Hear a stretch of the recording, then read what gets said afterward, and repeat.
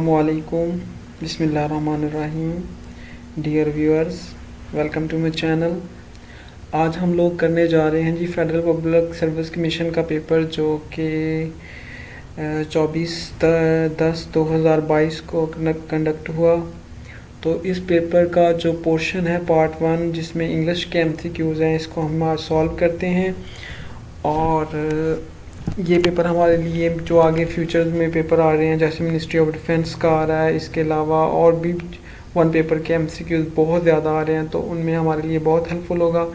तो चलें इसको सॉल्व करते हैं. और जो कैंडिडेट्स ये चेक करना चाहते हैं कि उनके कौन से MCQs ठीक हैं या नहीं, तो उनके लिए भी हेल्पफुल होगा. इसके अलावा जो लोग ये फेडरल पब्लिक सर्विस कमीशन का असिस्टेंट डायरेक्टर ASF का पेपर फ्यूचर में देना चाहते हैं, तो उनके लिए भी ये बहुत हेल्पफुल होगा. उनको एक तो पता चल जाएगा कि एग्ज़ामिनर का जो पेपर बनाने का वो क्या, मतलब उसमें वो उसका मेथड क्या है और किस डिमेंशन को और किस तरह के क्वेश्चन देता है. तो चलें स्टार्ट करते हैं.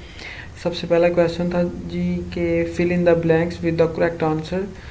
तो इंग्लिश पार्ट 1 में जी पहला वो क्वेश्चन पूछता, the debate was the empty space following week.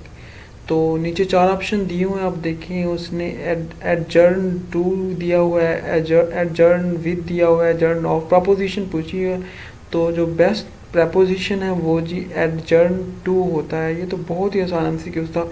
Which of the following spelling are correct. तो इनमें से आपने बताना है कि कौन से स्पेलिंग वो करेक्ट हैं. तो एग्रैंडाइज जो है, इसके करेक्ट स्पेलिंग है जी ये वाले ए वाले. तो इसका ए वाला आंसर बिल्कुल करेक्ट था. तो जो क्वेश्चन नंबर 3 था, when it comes to back stabbing a quill empty space B empty space then a dagger.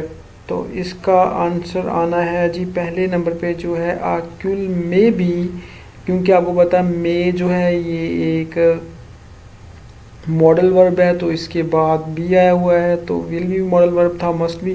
तो जो मोस्ट सूटेबल है वो आएगा मे. तो आगे उसके साथ आ जाएगा शार्पर देन अ डैगर. तो quill may be sharper than a dagger. तो इसका आंसर करेक्ट था. क्वेश्चन नंबर 4 है जी.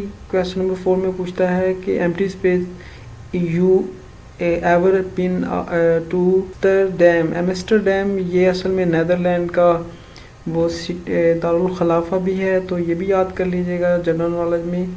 तो वो पूछ रहा है कि इसमें जो मोस्ट करेक्ट है वो क्या आएगा, यानी कि इधर डू आएगा, डज आएगा, हैव आएगा. तो have you ever been to Amsterdam.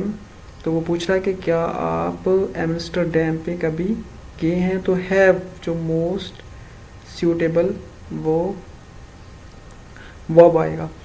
तो आगे पूछ रहा है जी क्वेश्चन नंबर 5 में, the investigative journalist is not willing to reveal the identity of her.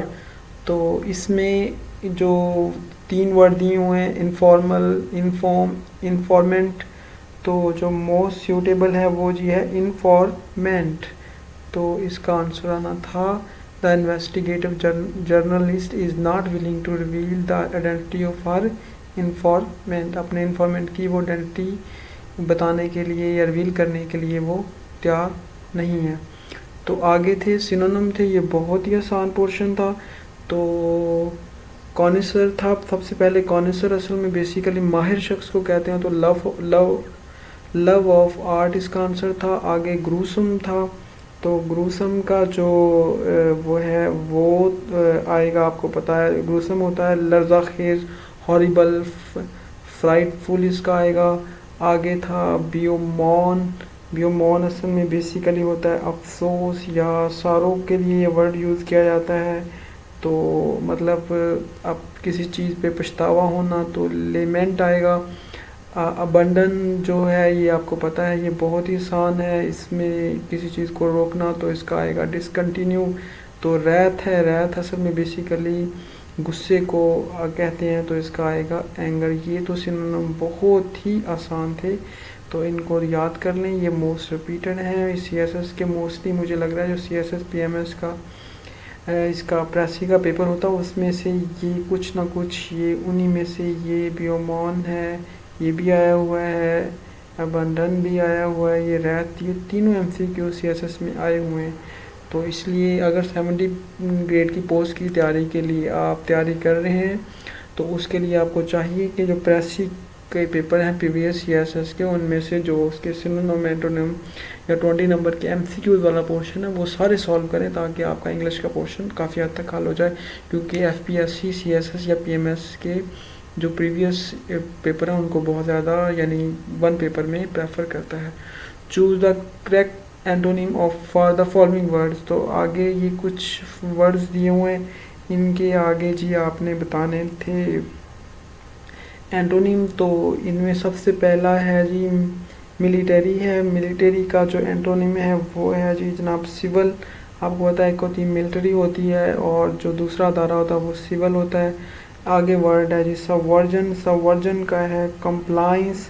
तो आपको पता है सबवर्जन जो होता है बेसिकली ये बगावत को बोलते हैं, तो इसका आएगा कंप्लाइंस। तो प्रोवोक असल में बोलते हैं कि जो प्रोवोक का वर्ड यूज़ किया जाता है ये असल में सूद के लिए किया जाता है, कि यानी कि किसी चीज़ को मतलब रोकना, प्रोवोक करना, तो सूद कंटिन्यू रखना। कैटेगोरिकल है जी। कैटेगोरिकल का जो आगे इसका एंटोनिम यानी इसका उल्टा आएगा वो आएगा कंडीशनल। तो आपको पता है कि कैटेगोरिकल और कंडीशनल दोनों एक दूसरे के अपोजिट हैं। तो आगे आ गया जी डेर्थ। डेर्थ का जो अपोजिट आएगा वो आएगा जनाब अबंडेंस। तो ये 15 हमारे हो गए हैं जनाब इंग्लिश के पोर्शन के। आगे जो लास्ट 5 हैं वो भी हम सॉल्व करते हैं, ताकि हम इसका जो इंग्लिश का पोर्शन है आज वो ख़त्म करें। नेक्स्ट वीडियो में बाकी जो 4 पोर्शन है उनको देखेंगे। तो डेर्थ का असल में अबंडेंस होती है, कि डेर्थ होती है किसी चीज़ की कमी और अबंडेंस होती है किसी चीज़ की ज़्यादती। तो इसका कैटेगोरिकल का कंडीशनल था, प्रोवोक का था सूद यानी प्रोवोक्शन होती है किसी चीज़ को रोकना, तो सूद को उसको कंटिन्यू रखना। सबवर्जन जो है मैंने इसको बताया आपको कि इसका सबवर्जन असली बेसिकली बगावत को कहते हैं। तो इसका आएगा कंप्लाइंस यानी मुसालत आप कह लें, या कॉन्सिलेट भी आ सकता है। तो क्वेश्चन नंबर जो है 16 आई am glad. Choose the exact preposition. तो प्रेपोजिशन दोबारा इन 5 क्वेश्चन में वो दोबारा पूछेगा। Choose the exact preposition. I am glad. तो आपको पता है ये बहुत ही आसान उसने पूछी हुई है प्रेपोजिशन। तो I am glad of your success. तो इसमें ऑफ आएगा। I am glad of your success. The whole nation was the president. तो बिहाइंड द प्रेसिडेंट ये भी बहुत ज़्यादा इंपॉर्टेंट प्रेपोजिशन है, ये भी CSS में आई हुई थी एक दफ़ा। We trust one God. At in on. तो इसका आंसर था इन। ट्रस्ट इन होता है, बिलीव इन होता है, तो ये आपको पता है। इसका जो बिलीव इन या ट्रस्ट इन ये बहुत ही इम्पोर्टेंट MCQs है। 19 है Neha is travelling of double F वाला OF टूवर्ड्स। तो इसमें जो करेक्ट इसका आंसर है वो है जी टूवर्ड्स। तो Neha is travelling toward the school. तो जो 20 वाला है इसमें as empty space me I will be happy land hand. तो इसमें 2 एम्प्टी स्पेसेस हैं, तो इसका करेक्ट आंसर आएगा पहले में as for me I will be happy to land a hand. तो इसके साथ आज का हमारा जो इंग्लिश का पोर्शन है वो ख़त्म हुआ। इंशाल्लाह नेक्स्ट जो पार्ट है उसमें हम प्रोफेशनल जो पार्ट है पार्ट 2 उसमें हम लोग ये मैथ का पोर्शन करेंगे, और इसके अलावा आगे करंट अफेयर, जनरल नॉलेज और इस्लामिक स्टडी और बाकी पोर्शन करेंगे।